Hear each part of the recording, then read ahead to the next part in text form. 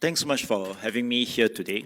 I'm aware that Wounded Healers is quite an emo, romantic title for peer support work, but we wanted to use a phrase that accurately captures what it feels like, not just what it looks like for those of us who have healed from trauma and overcome addiction in helping more people do the same.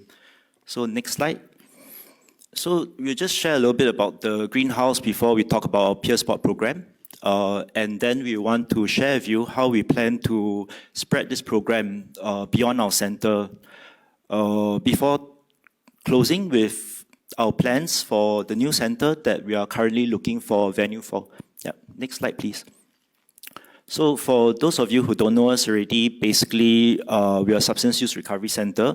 Most of our clients are actually gay men who are engaged in sexualized drug use, half of whom are already HIV positive because of course it carries very high risk for HIV infection and transmission.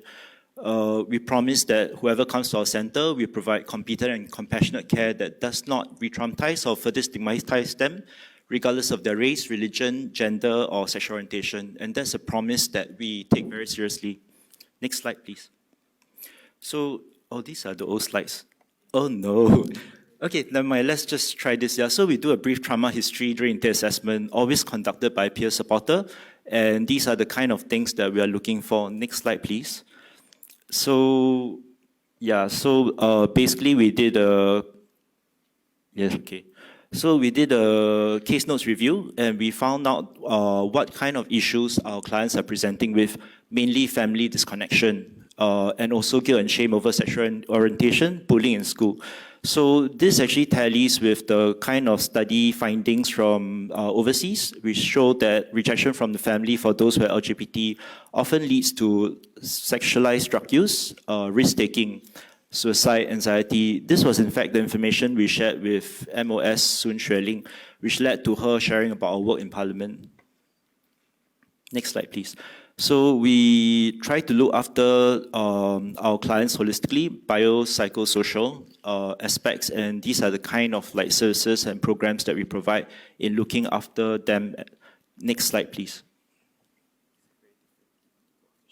I think it's okay. Try. So fortunately, we are able to measure our success rates, outcomes for every domain because we are using the World Health Organization Quality of Life Survey, which is almost 30 questions. Most services use the 7-question short Warwick mental health scale. So you can see the percentage increase in well-being for each domain. 4 out of 5 of our clients don't require care plan review, which means that they likely have not lapsed or relapsed, started using drugs again. But a very surprising outcome for us is that there's an 80% work improvement. So like Ministry of Manpower, we need funding in case you're here. Yeah. Next slide, please. So, yeah, okay. So now we dive into the peer support program. Basically, we began in June 2020, and most of our material actually comes from SAMHSA, the Substance Abuse and Mental Health Services Administration, something like that from the States, yeah, which talks about the kind of recovery principles, core competencies that peer supporters should have. We've already trained about 26 people, and those are the kind of modules that we train them in. It's 6 full-day workshops, very rigorous, quite structured. And the ones in orange are the SSTC model. All our counselors and peer supporters are trained in them. Next slide, please. So selection criteria, they often ask us because you have to be invited, like our clients who are doing well, we actually select for these traits. Strong sense of ethics, which means that they need to be very aware of their own values in order to apply them in the choices in their lives and in the work that they do. Self-awareness, they need to be able to reflect on their own mental state and be aware of the mental states of like the client and take feedback constructively. More importantly, they need to be able to follow center procedures because they are actually very rigorous. Like, for example, they are only able to meet new clients that they are peer supporting in public places or at the center. I think something that is very, we emphasize all the time is that the client is not your friend. You're not supposed to spend social time with him. You are there for very specific reasons to do very specific things. Next slide, please. So that's what the program looks like. So for those who have been trained, we go through selection process. If they're selected, some of them who are doing very well actually do intake assessment of center, meaning that the first point of contact for all clients of center is always someone else who has himself or herself overcome trauma and addiction. And that's very powerful because the client gets to see for themselves, oh, this can be me. This is what healing looks like. This is what recovery looks like. It's possible, I can do it. Yeah. And that's something that you can't say in words. It's something that we model for the new client, our peer supporters.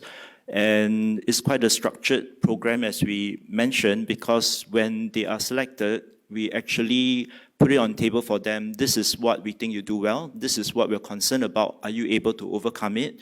We attach a mentor to them, a senior peer supporter, to see how they do. We assign 1 to 3 new clients to them to let them try it out and provide a lot of feedback. And of course, there's monthly case conference during which all the peer supporters come together to talk about the cases that they're handling, the kind of challenges that they're facing, so that there's a lot of safety and transparency. We also provide free individual counseling to our peer supporters who require them, just to make sure that they are doing well, maintain their own recovery. So continual education, of course, is part of the program that we have. And recently, we are intentionally pushing them out into other recovery centers, like taking workshops provided by Singapore Prison Service. You have already met some of our wounded healers. Basically, we are very happy and proud for them because they are going out and letting more people know that, oh, this is what recovery looks like. It's usually caused by trauma, and you can recover too. It's safe. We are trying to remove the fear and the stigma for them. Next slide, please. So, because this has done so well at a center, we are trying to move peer support as a system of care out into other marginalized and vulnerable communities. This was a program we actually designed for next year. Unfortunately, funding has fallen through, so we won't be able to do it. We wanted to provide our introduction to peer support, counseling fundamentals, basic information about sexuality, trauma, substance use, mental health to people from different communities, such as those who may be doing sex work or those who are transgender, because we wanted them to be able to support other members of their community. It was actually inspired by a suicide in the LGBT community recently. I think because of all the talk about the repeal, it affected the mental health of a lot of people. And so this person basically attempted suicide and succeeded in doing it. And we wanted to make sure that there's a bunch of people in the community who would be able to recognize maybe the signs of depression, anxiety, and provide psychological first aid in order to refer them to the organizations that can support them and already know the contact person which they met during this training session, 6 full days. And I wanted to highlight that we specifically want to have 5 HIV positive people in this because, next slide. When we look at this biopsychosocial model that the greenhouse adopts, and we look at people who are living with HIV in Singapore, the way that we provide care to them, and we see that actually the science is very good, the doctors are very capable, everything's okay in terms of looking after the body. We've been very fortunate to provide some training already to NCID, the medical social workers, counselors, nurses, to let them know, oh, this is what trauma looks like, this is what addiction looks like, this is why they're using. So I think that that's something that we're doing very well together, but the missing piece is always the social part. And I think recently they started calling it not just peer support, but sometimes social prescribing, where we are trying to look after this missing dimension of people who are living with HIV. So I'm sure that there are already support groups for people living with HIV in Singapore, but are the peer supporters trained? Do they have the basic evidence-based knowledge they need to support these people, or are they as anxious and fearful as the clients they're supporting? Is there training and supervision, continual education? So I think this is something exciting that we can look into. We're trying to do it first for the community, and then specifically for those who are HIV positive, setting up peer support groups. Yeah. Next slide, please. So I'll just let you read this while I brief. Portrait of a wounded healer, one of our peer supporters that we are very proud of.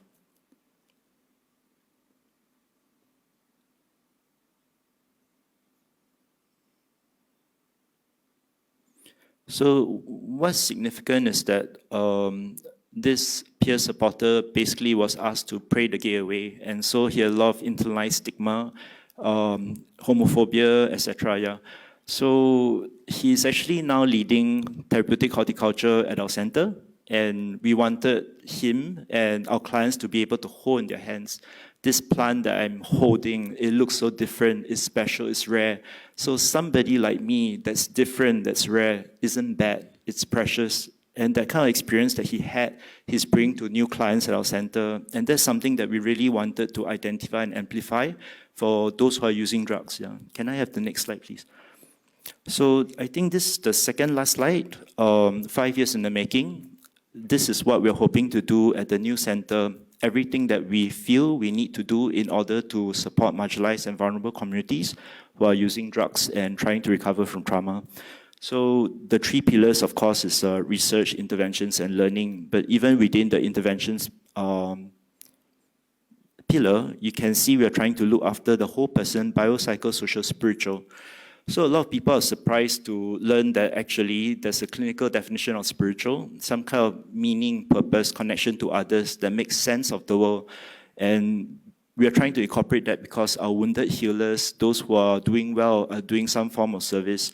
So at our new center, we are hoping that those who are trying to heal from trauma, outgrow addiction, can cook food for the hungry, grow food for the country, or look after animals who have been abandoned by others. Yeah. We want them to have this sense that I have worth and can serve. Yeah. So last slide. So when I last shared with you 2 years ago how hard it is for clients to seek help, because there's the sexuality piece, which basically 377A, they felt that the criminals didn't dare to seek help. And then there was also the HIV piece. Basically, they were worried about disclosing the fact that they were HIV positive, getting in trouble for having sex without sharing with others about it. And the last piece was sexuality, HIV, the drug use, yes, which is illegal. So recently, Minister Shanmugam has said that the government is committed to helping every single person who uses drugs stop using drugs. And that's really different from 2 years ago. And MOS Sun Xueling has mentioned about people at the greenhouse who feel rejected by the families and using drugs because of that. So we're very excited about the work that's ahead. And we actually don't feel overwhelmed by it or intimidated by it, because we believe that by training more peer spotters, we'll have the manpower we need in order to do the work that's ahead. Thanks for letting me share.